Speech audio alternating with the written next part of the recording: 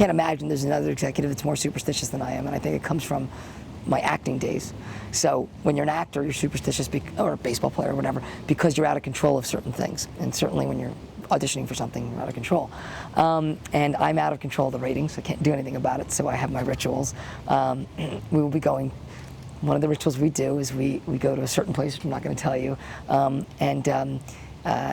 it's usually my wife and I, and I didn't do it last year.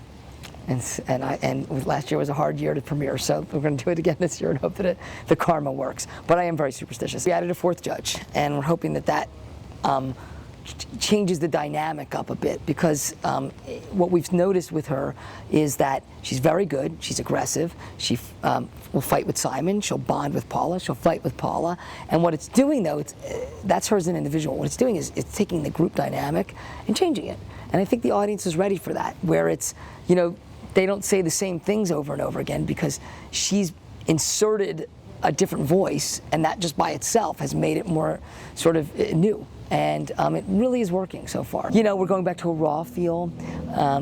You know, maybe the show's become a little too sterilized as far as kid gets up, kid sings, kid walks off, where we used to have kid gets up, kid sings, particularly in the middle round, goes back to the red room, is emotional, Ryan talks to them about their emotion, other kids see that emotion, then they're scared to go out. We're going back to that this year to see if that sort of plays a little bit. Plus we'll be doing more behind the scenes stuff with the kids, plus they're going to live in a house, so if sparks fly there, we'll show some of that. We're hoping to get more of who they are, more of the reality version, to be honest with you, makes the reality show tick. There's a big surprise coming when we get to the top 12, but I can't reveal it right now. It will change the way we think of American Idol? No, it's not going to change the way you think of American Idol, and we don't want to do that. This show is, you know, a phenomenon. It's as American as apple pie. We're not changing the core of the show, but it is something that will be talked about, and it is something I think that has some element of controversy surrounding it. I think I have in my mind a top 7 or 8. Not always right, to be honest with you, but at what I see right now. What happens is, though, quite often, sometimes, we were talking about this the other day, sometimes they hit you right away. Carrie Underwood, I knew almost immediately. Believe it or not, I knew Taylor Hicks. I saw him in Vegas, and I knew there was something really different about him, at least as a top 4 or 5 guy. Sometimes they pop out of nowhere. Kelly Clarkson, out of nowhere. Honestly, David Cook, while I knew that he was good, I wasn't focused on him until we got to the final, actually deep into the middle rounds is when it started to come out. It's very important to sort of revisit the talent, because again, what makes this show so successful, one of the things that makes it successful, is that unlike any other reality show, you know, the winners of these shows, and even not the winners, can become huge stars, huge celebrity, and so your vote on this show, it really means something. It's not just that you're attached until the very end, like an Apprentice or something like that. This show really makes big stars. I mean, honestly, when you look at the success of a funny anecdote, which is that Carrie Underwood, we were with relatives of my wife, and we were talking about, they go, who do you think is the most successful person to come from, you know, it's one of those conversations. Who do you think the most successful person to come from Idol was? I said, I guess Carrie Underwood's been the most successful. And they said, did she come from Idol? I'm like, yes, she came from Idol.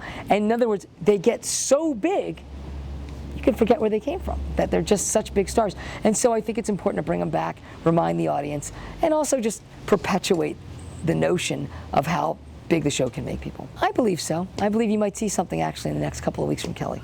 Look, here's the thing. The key to what your question was is that every few years it's the same question. And there's a reason for that.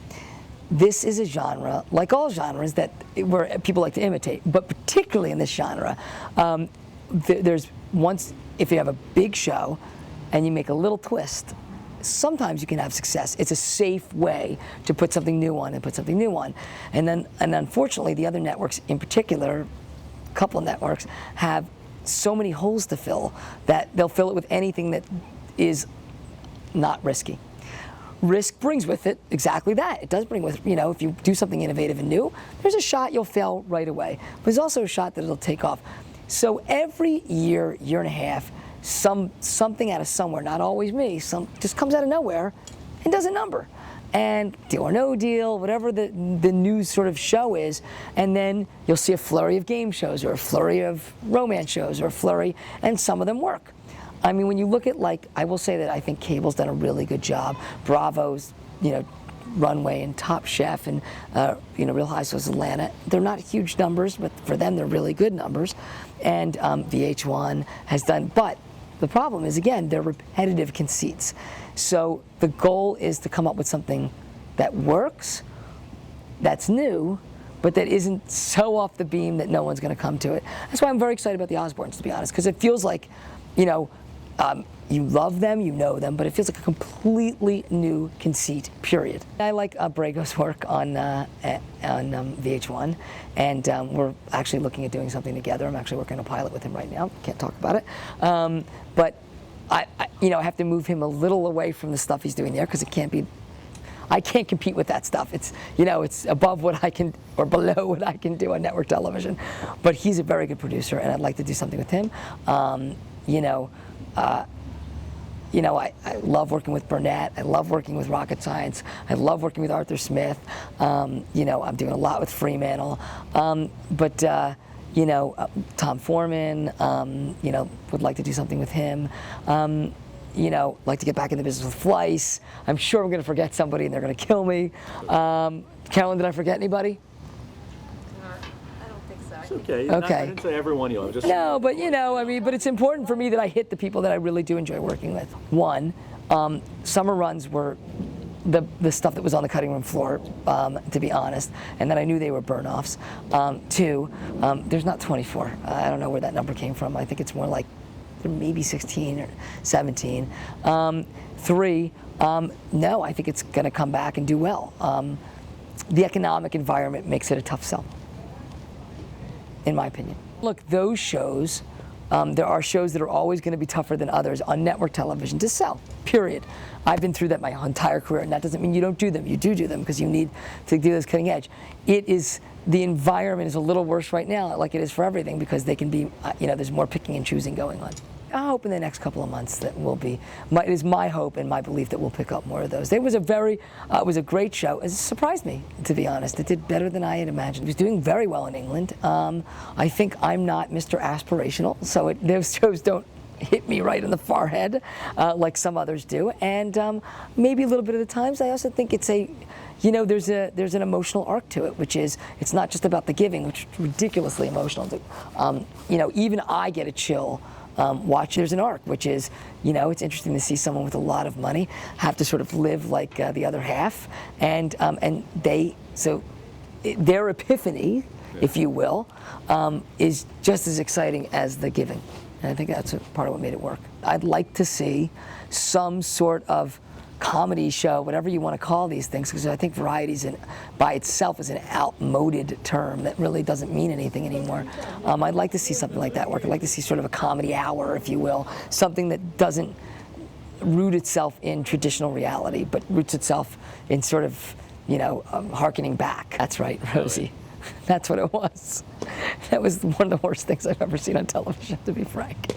It was really bad television, so I'm going to be honest. That was what were they thinking to me? Live, everything about it was a mistake. Look for something new and different, and don't be afraid of stuff. I think that we all are guilty of leaning on the known and not going for the unknown. To be honest, when anybody ever has a success in this genre, it does help. It opens up the world again, and it makes everybody excited about it again.